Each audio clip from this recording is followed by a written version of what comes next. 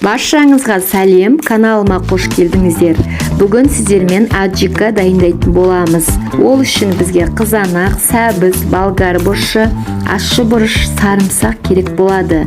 Толық ингредиенттерді описанияға жазып кететін боламын. Барлық көкөністерді ет тартқыштан өткіземіз. Алдын ала жуып, тазалап, ортасын бөліп, дайындап аламыз. Ащы аджика қаласаңыздар, ащы бұрышты молдау қоссаңыздар болады. Бұл аджика аппетитті өте жақсы ашады. Бір жағынан ащы болғанымен дәмді болып шығады. Жасап көріңіздер, өкінбейсіздер.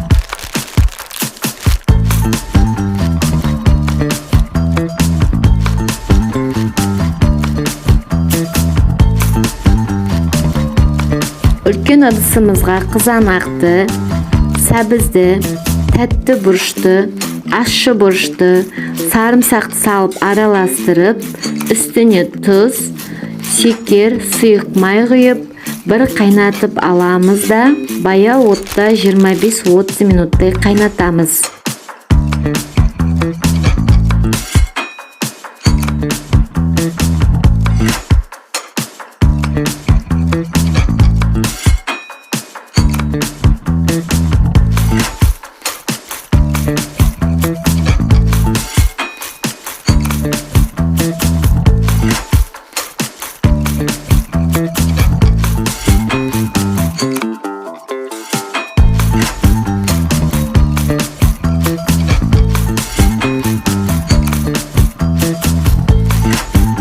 Менде 5 литрден көбірек шықты, сондықтан жасап көріңіздер.